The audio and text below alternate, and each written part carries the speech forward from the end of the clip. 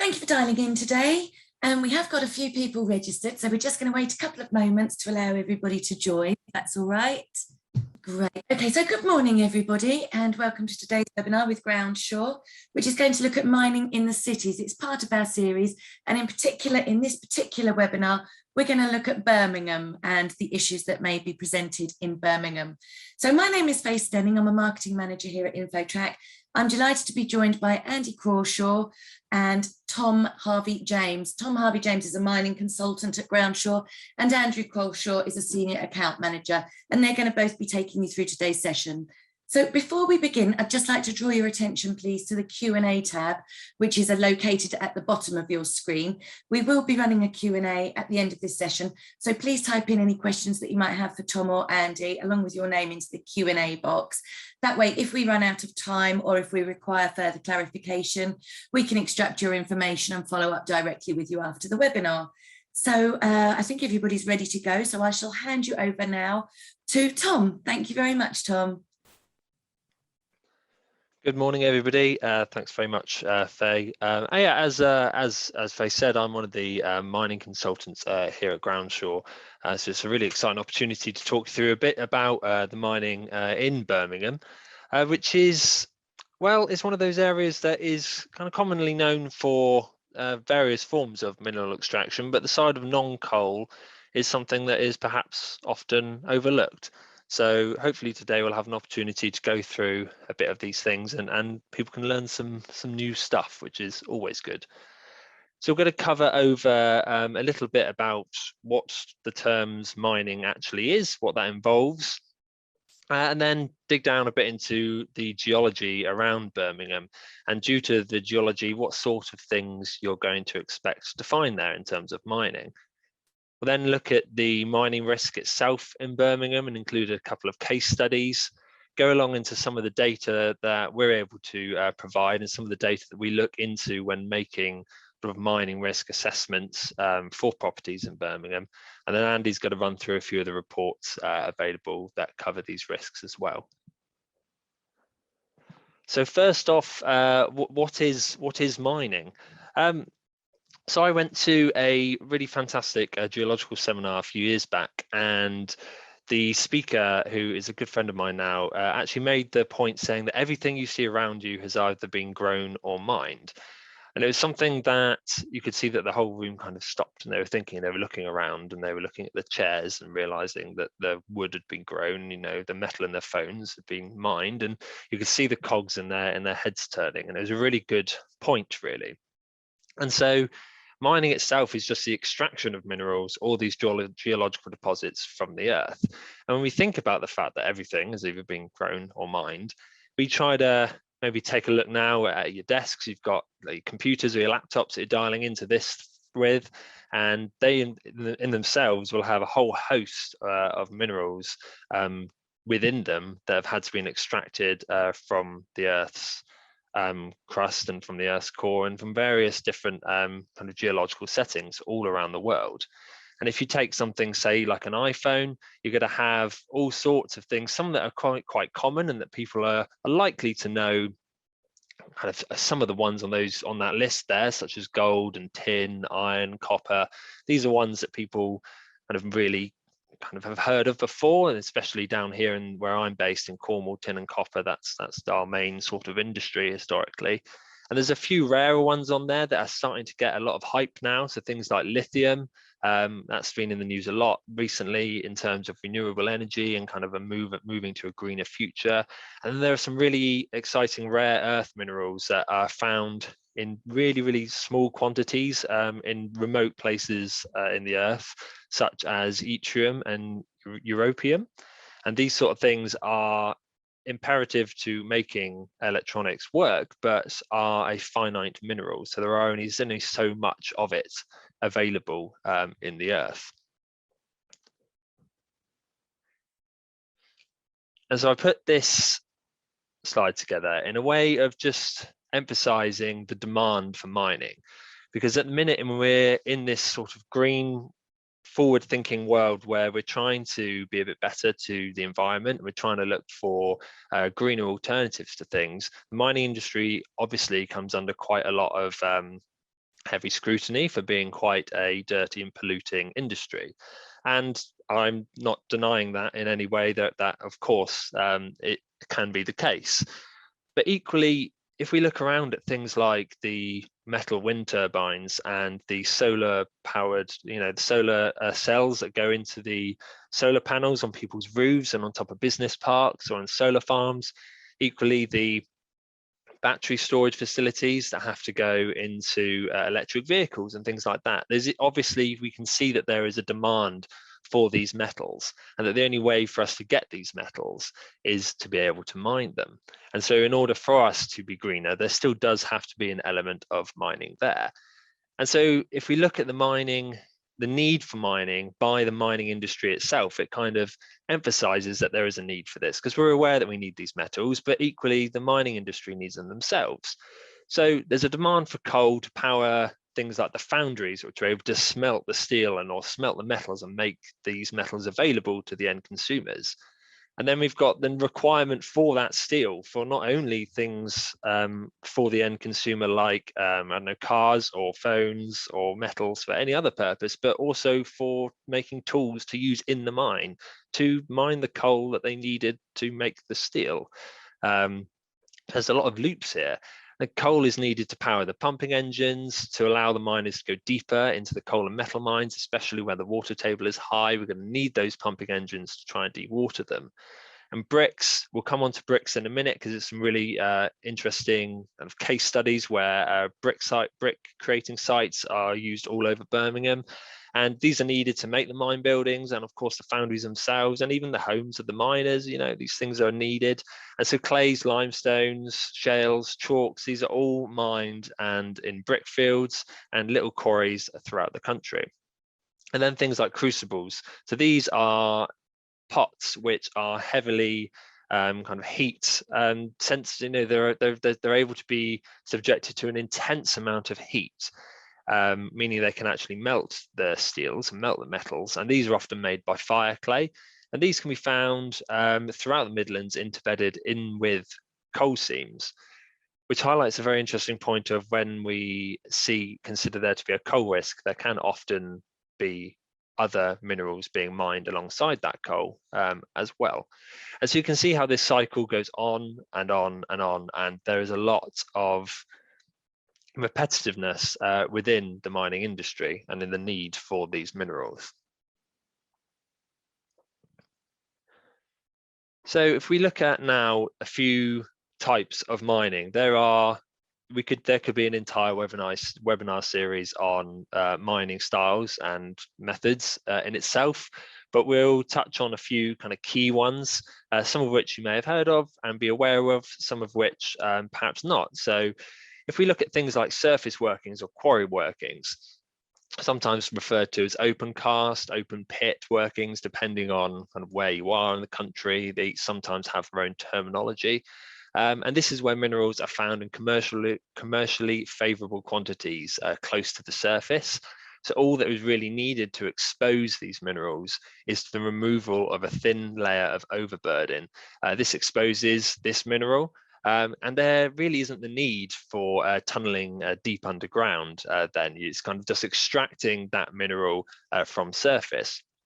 So we do see that with coal, where the coal is in a bed formation. Perhaps you often see it with clay as well. So in similar areas where there may be clay or ironstone deposits. And these would have formed in a sort of bed. So if you see in that that image on the screen there, the black sort of stripes, that is the bedded mineral deposit there.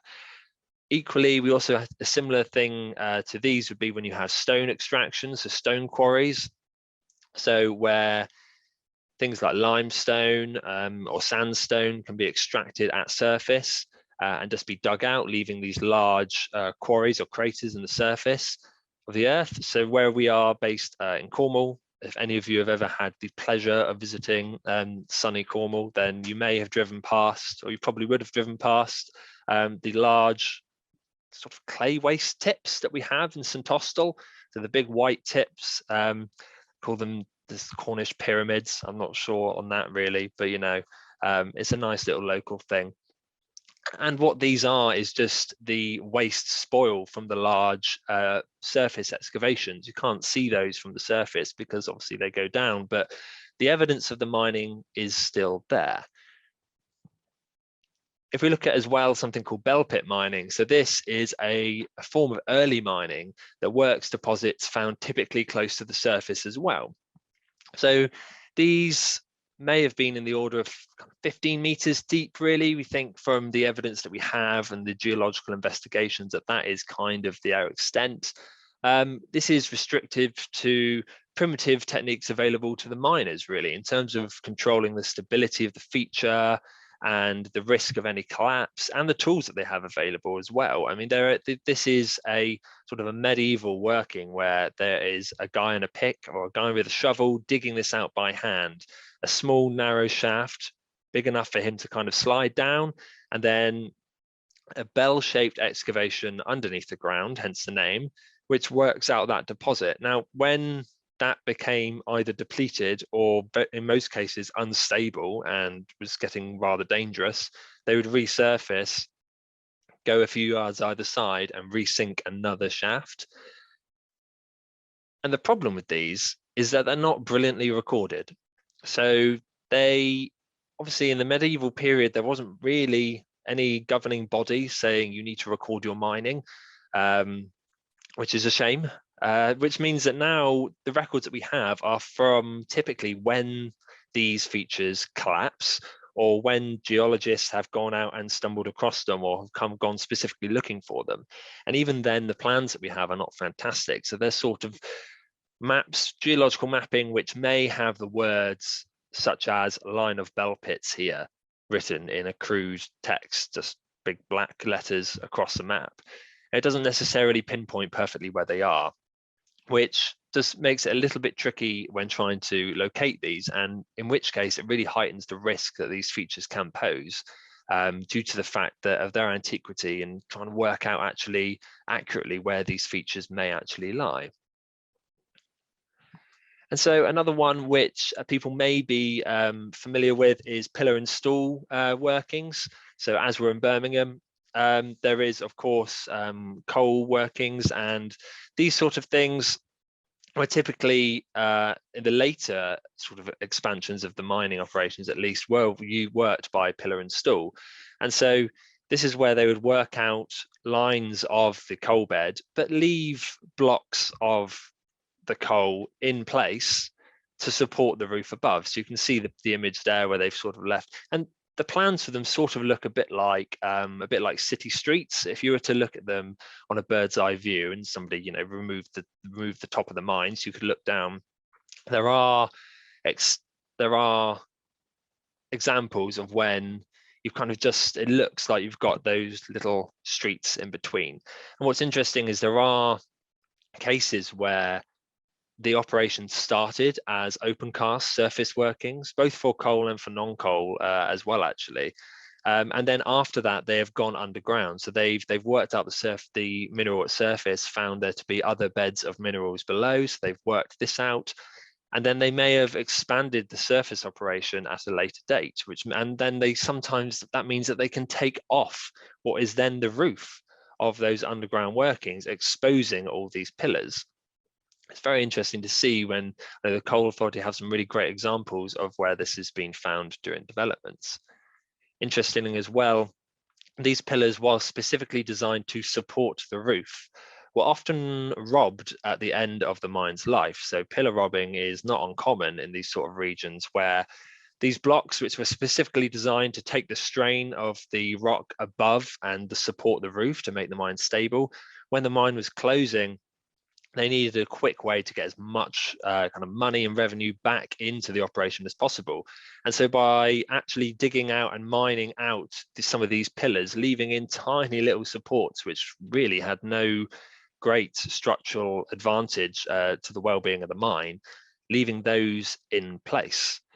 So when you have plans for these pillar and stool workings, it's always worth us bearing in mind of the age of the mine when it closed, and the possibility of maybe these sort of things happening and therefore causing some movement due to those workings. As I said, there's a whole host of other workings, some of which are on there that I've missed out. But as I said, there could be an entire webinar just on mining in the mining methods in themselves, but hopefully we've highlighted some of the key ones you're likely to find in this region.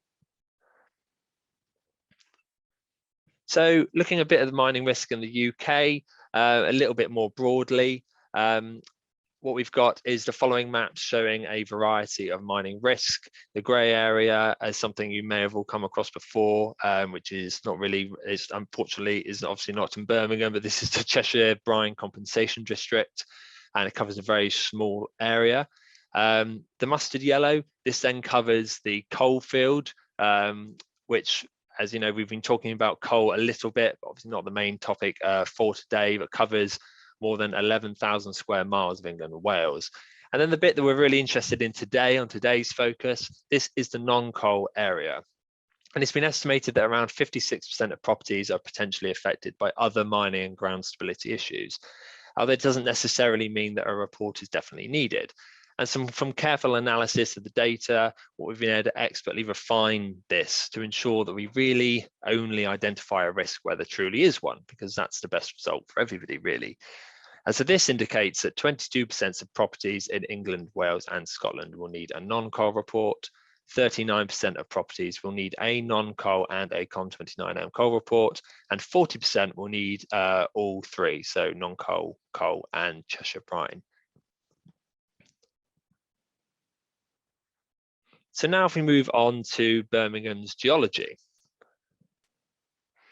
So when I was putting these together, I was speaking to a colleague of mine that has a bit of a tie to this region, and you come across the terminology of the Black Country, and a whole host of claims to fame as to why it was necessarily called that, from going from things like the famous Staffordshire seam that is 10 meters plus thick of black coal.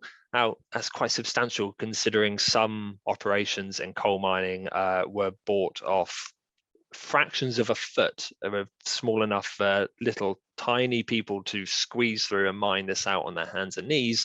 To have a 10-meter thick seam of coal is pretty incredible. Equally, some of them suggest it was from all the black smoke from the foundries. Now that again is something that you can certainly imagine. And there was an American visitor that actually went around Birmingham and said that in his travel journal that it was black by day and red by night. And this was referring to obviously the smoke visible by the day and the fires glowing from the furnaces during the night. And this could also be seen not just relating to the forges that were smelting all the steel, but also the furnaces that were found on the brickworks throughout the region, which we'll come to in a minute. And of course, Charles Dickens did his famous tour around the country, and when visiting the Black Country, left this rather charming quote of tall chimneys crowding on each other and presenting that endless repetition of the dull, ugly form poured out of their plague of smoke, obscured the light and made foul the melancholy air, which I always thought was just a superb way to sum up what it must have been like really living in that region when at the height of the Industrial Revolution. So this whole region really has been heavily worked for brick production, and it boasts some really interesting clay deposits which were really quite heavily exploited. And this was really just to meet the demand of local brick production. We start to see a real boom in industry in Birmingham. This brought a lot of families in and a lot of skilled people to move into the area and injected a lot of money into the region. But obviously then we also needed more housing, and they needed more factories being built to help produce things. So there was a demand for local brick. As it says, it's a real prime example of how the city's reaction to growth and to expansion really hit off in a variety of industries. So this does include a load of open cast quarrying, as we've mentioned before. This is where they were getting the majority of their clays from that were going to be turned into bricks. And these pits and quarries, after the industry eventually kind of dwindled down a little bit and it became a lot cheaper to import things from other countries, they were left open and, or in cases, just backfilled. But the problem is we have the sources which show that they are backfilled, but we don't necessarily know what they were backfilled with or how they were backfilled. We don't know how it was done, whether it was done properly or whether it was just all the waste material was popped in. We don't know. And so it includes having to use a variety of sources to try and really understand what might have happened. And so this brick production, what we have here is an example of an art that making bricks by hand, it's one of those things that has been happening for hundreds and hundreds of years. It's originally thought to have been brought over during the Roman occupation of Britain.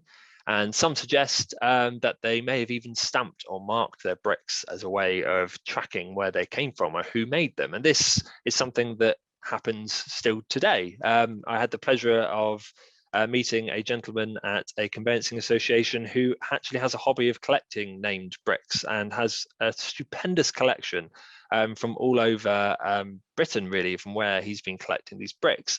And it's not something that necessarily much happens today, but certainly when researching for today's webinar, I did find a couple of what I guess would be called artisan brick makers, which still kind of make bricks today by hand by traditional methods, and they still very much stamp not only their name but the individual maker's name on each and every brick, which is quite impressive.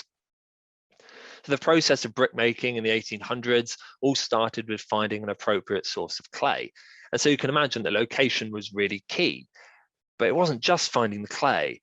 Another thing that they had to really consider was your proximity to things that you needed for production. So things like water and transport routes. So they needed water to be able to actually mix with the clays to make a sort of slurry to make the bricks. And of course, they needed some way of transporting these heavy bricks afterwards and getting the clay in and out.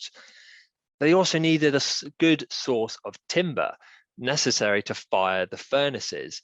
And certainly with the introduction of the Birmingham canals in similar sort of time period, access to water and transport needs were often met without any problem at all. Not only had such a huge impact on the coal mines in Birmingham that they're able to ship the coal across the city, but also the brickmaking works as well.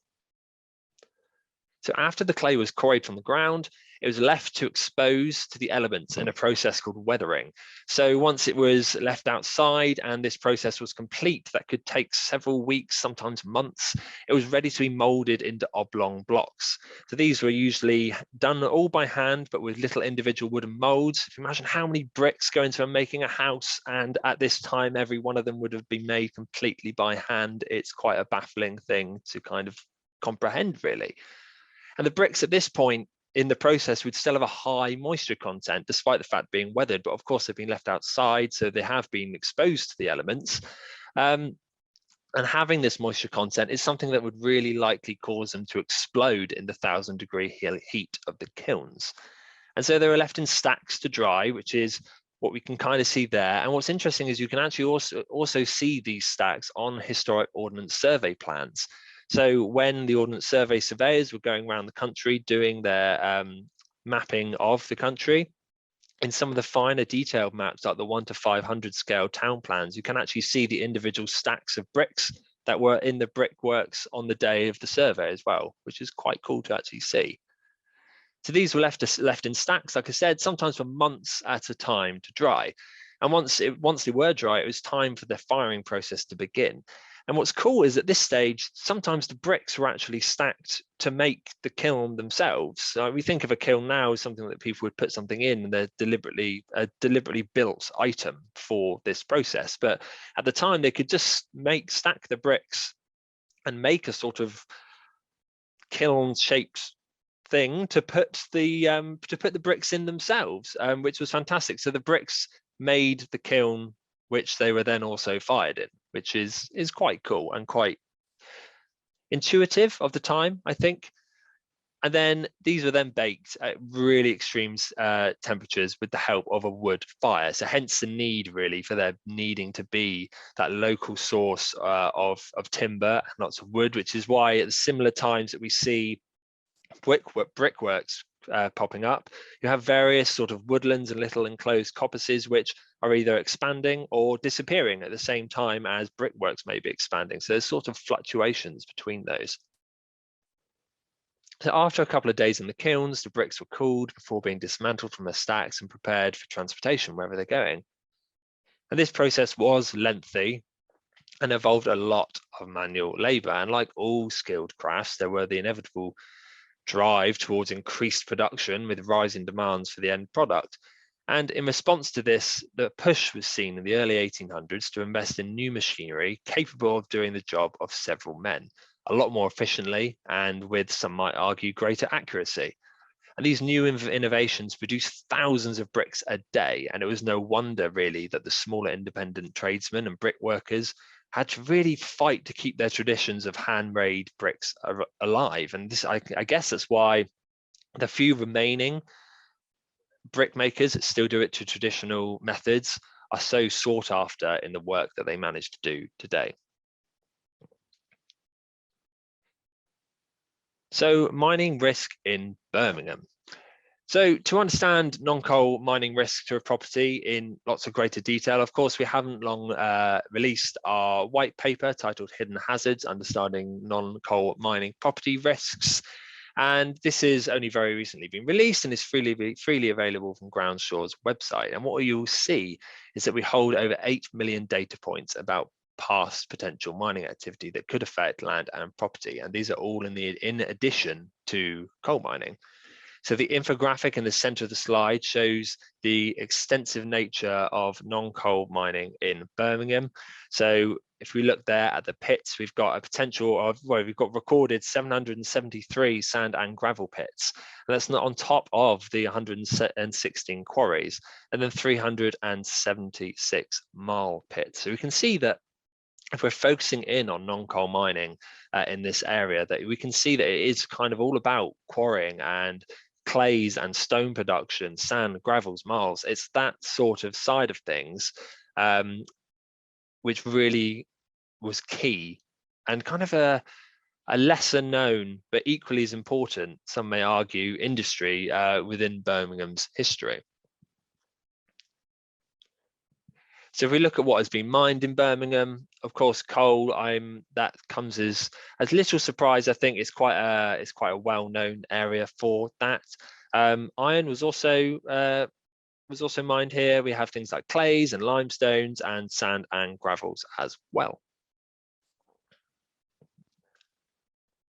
And now if we look at a couple of case studies. So this is actually an area around Kingston Road. So there was a former brickworks here, and many areas throughout Birmingham have been subject to kind of mass redevelopment in recent years, with a growing demand of additional housing, as well as the need for land set up for commercial units and industrial growth.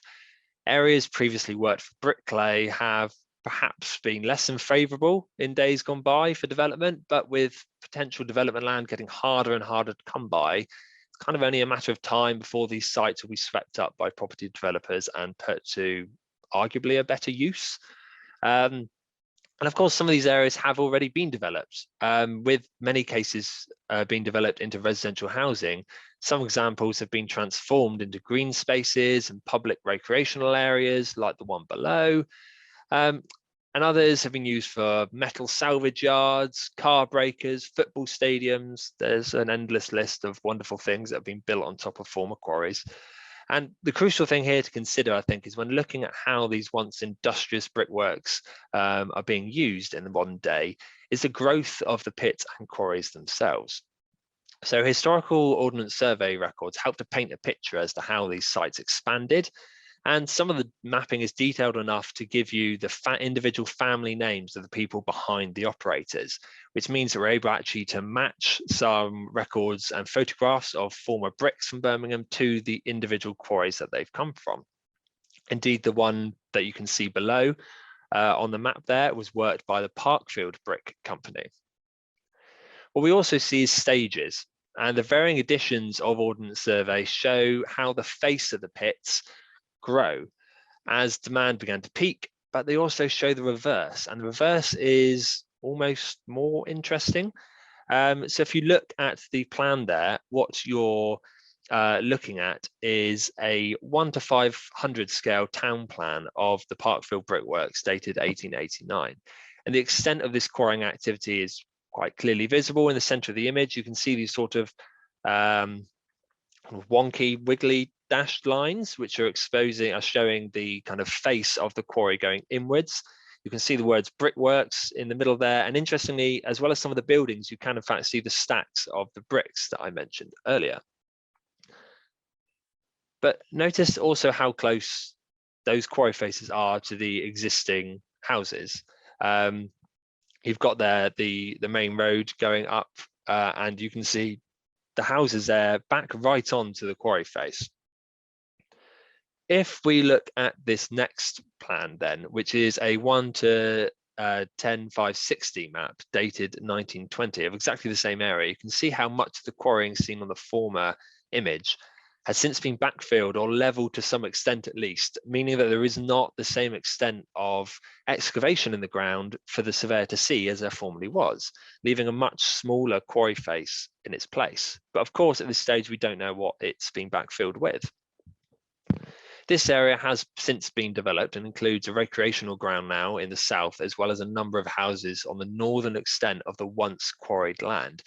If we look at the borehole data, which is supplied by the British Geological Survey, across the site shows a layer of fill that in places reaches nearly 17 meters deep. So this backfill for 70 meters deep. And the records show us that this consists of a mixture of brick, rubble, ash, gravel, and slag. And this is typical leftover waste from a former quarry brick-making furnace operation. And for houses built upon these former quarry sites, potential infill and remnant quarry faces may be a settlement or subsidence risk. And it's crucial, therefore, that any potential home buyers have a thorough assessment carried out. And this is recommended to fully address the potential risk from settlement and subsidence risk from historical quarrying activity. It's clear that critically, really, to understanding this development of this area in full is to have a range of sources at your disposal. And this should really include a comprehensive and complete historical mapping data set, which we hold, where stages of the quarry's development can be studied and interpreted.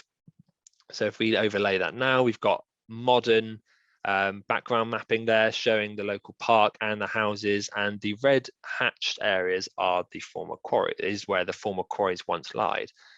But the important point, I guess, to get across is the fact that if we just looked at that 1920s map, the extent of that quarry we would interpret it to be a lot smaller than it once was.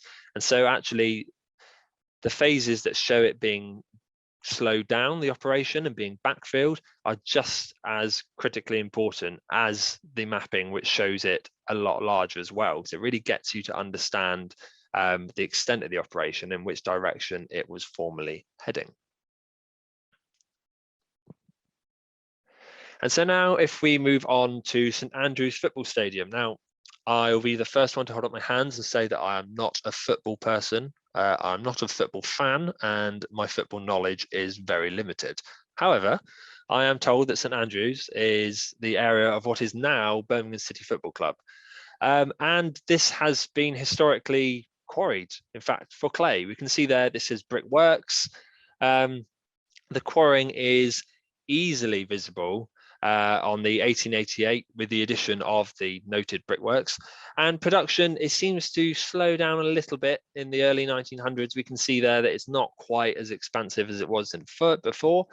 But then what we can do is we can start moving through some of the Ordnance Survey, and we can see there that the stadium is clear and the clay pit is still recorded in an area which will later become residential housing. And so I suppose the risk to a large grass pitch is lesser so than if you're actually building, say, a residential dwelling on it. Similarly to the former slide, where there was a recreational ground over the deeper area of the quarry. So there has been some thought about how those areas have been developed. And you would hope at least that some kind of pre-construction site investigation work will have been done for the areas that have been developed, including the stadium and the residential housing themselves. But that isn't always the case, which is why it's so important to have these sort of assessments done. And now a cool thing to do would be to overlay the LiDAR mapping. Now, unfortunately, all the quarries have been backfilled and be built on now. So in actual fact, being able to locate the quarries using LiDAR is not possible in this case. But it was a good opportunity to show what it can do. So it's kind of a digital topographic mapping, which involves flying a light aircraft across an area, sending 2 laser beams down to the surface of the Earth, and then they are measured the distance between how long each one takes to come back up to the aircraft, and then it creates a sort of 3D replica of the ground. And it sees through trees and vegetation, so you get a true representation of what the surface of the ground is like. And of course, you can clearly pick out there where the stadium will be, and the residential houses to the north. So you can sort of understand then perhaps how in some cases where this hasn't been heavily developed, where this sort of tool can be useful for picking out things like quarry faces or small extractive industries. And so if we look onto the data now, I set the scene a little bit, hopefully, and I thought I'd cover off a little bit about the sources that I use in my job on a day-to-day basis, starting with the mining records, touching on the Ordnance Survey mapping, and maybe finishing with a few additional ones. Of course, we've covered the LiDAR and things like that.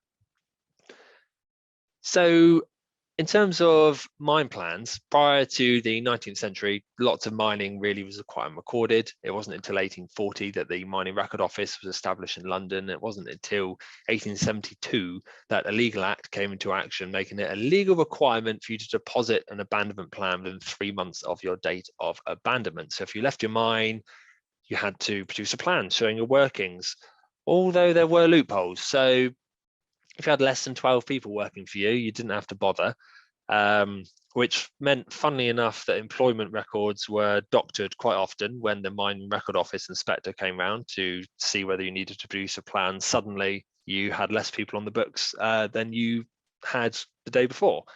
And of course, that throws up its problems, meaning that we don't have records for certain mines for certain years. I mean, it was a requirement, I should say, to produce a plan from 1850, so 22 years prior to 1872, but no real requirement to deposit it anywhere.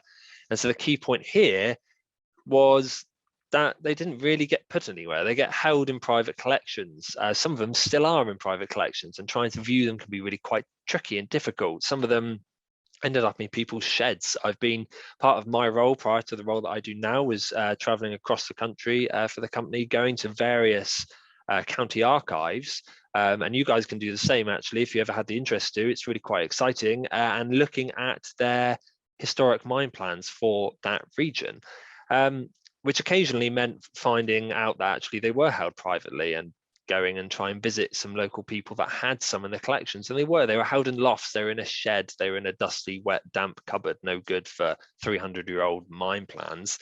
But nevertheless, they were still there. But the point of them not being deposited throws up a lot of problems. There also really wasn't any requirement at this point to show the boundary, to show how the mine workings really married up with anything. You showed the boundary of up to where you were mining, but doesn't really show you what you need to know. It certainly isn't as accurate as the mine plan on the right hand side there, which shows you absolutely every piece of detail you could possibly ask for. And I suppose I should say that these plans, they were put together to use for the help and safety of the miners, following loads of really unfortunate mining accidents throughout this period. It was kind of needed that people were thinking we need to do something to stop this happening. There are famous ones. If I say famous, it sounds awful saying it like that, but they're quite well-known disasters in pretty much every county throughout the country, and it's something that actually maybe ties the local community together. It's something that they all kind of know a bit about, and there's memorials, and it's a deep part of their history. And so trying to do anything to make and mitigate that ever happening in the future was high up on the Mining Record Office's list, really. So in around 1883, the Mining Record Office was transferred to the Home Office, no doubt along with a lovely collection of plans. And in the time between 1923 and 1931, there were a further 2 mining accidents. That meant that there really was just that final push and call then that there had to be plans deposited. They had to be including all of the underground workings to a high level degree of accuracy. And this was responded to quite well, and lots of things came out of the woodwork and finally got deposited with the authorities. In 1939, all the plans moved again, all over to London, and after the war, following lots of archives being targeted by bombing raids, so we lost a load of plans there as well. In 1950, they separated coal mining plans and non-coal mining plans, and then split them between various regions, which allows you now, if you should have the inclination, as I said, to go to your local archive and see stuff that's actually relevant to you, which is pretty cool. Although that isn't always the case. They do sometimes have the odd one that sneaks through. I've been to the Wiltshire archives and they had lots of stuff for Cornwall there. So hopefully that might get repatriated at some point. But it's always great fun going through and learning a little bit about your local history. The collection of coal plans, these were then reunited in 1992 to what was at the time British Coal. These were then inherited by what we now know as the Coal Authority on privatisation in 1994, and now they all live in Mansfield. All the coal plans live in Mansfield, all the non-coal ones typically are dispersed throughout the country. And then I suppose it's important just to ponder the fact that these plans not always were made. They were sometimes lost. They sometimes never got actually put in the place they were supposed to be put in. Of course, they've been incredibly damaged at times through transportation and through archives not having the funding actually to necessarily look after things in the best way they possibly would like to. Equally, with all this moving, lots of plans were lost. But with that comes lots of plans that were found. Our local archive to me, down in Cornwall, they recently moved from one site to another, only a few miles down the road, and lost a handful of things, but then also when moving found a load of stuff that they had previously lost. So it's kind of like a double-edged sword. We did find more stuff and we did also lose stuff in the process.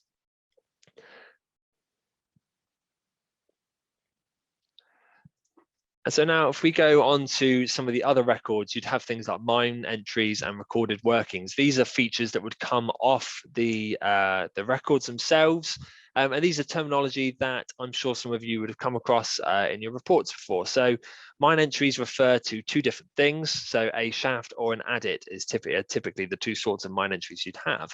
And so a shaft is a near vertical excavation onto a mineral deposit or an ore body. The image on the right there should just kind of explain that's the thing that they sunk down onto the coal, the ironstone, the fire clay, the tin, whatever they're trying to work. They sunk that down to get deep underground before they could tunnel it out.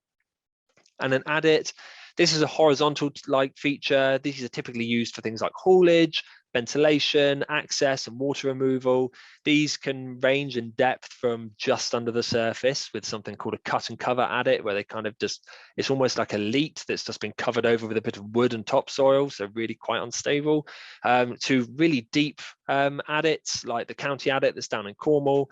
And they can also range from size from one that you would have to crawl through to massive ones which you could drive kind of automatic mining machines through as well, in terms of kind of getting things in and haulage and getting the ore in and out. They can range quite a lot, really. And in terms of how many are recorded, for things like coal, there's 135,000 shafts and 38,000 adits. And we think about the former slides that we had, which showed the percentage of how much of the UK was covered by the coal field and how much was covered by non-coal, kind of paints a picture about how many additional ones that are going to be out there.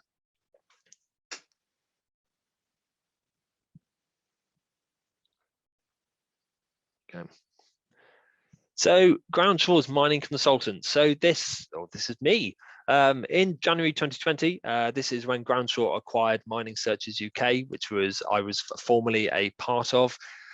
So along with their team, now we have over 7 mining search specialists. We've got a couple of newbies on our team, which is really fantastic, and 3 geologists. So MSUK have been interpreting, investigating and securing mining risks since 1978.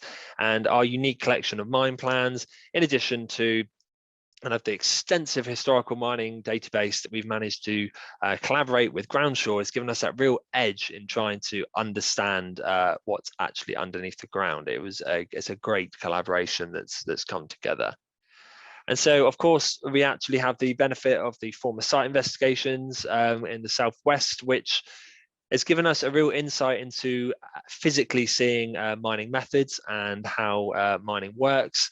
And it gives you that little better understanding of, when you're looking at workings, actually having physically seen them rather than just on a very, very old map. And of course, this collaboration with Groundsure has given us the opportunity to really innovate some of our solutions. And for one example, building these fantastic 3D modeling models for developers and for our clients to be able to really understand mining risk in a way that they can physically kind of see it and understand, which sometimes can be really helpful from a client perspective when you're trying to explain something which may be outside of their usual remit. Being able to physically show them in like a 3D fly through is something that we found really beneficial. So on the map there on the right hand side, this is actually a ironstone map, a plan of Livingston mine, and this is one of thousands of maps, which originally were, of course, on paper, and that have now been digitized. Part of my role initially, like I said, when I first joined, was going around and photographing these maps and really digging into the details on them. And you can see here, if you remember earlier, I was talking about pillar and stool workings. We can see these blue lines, which again look a bit like honeycombs, city streets, that sort of thing.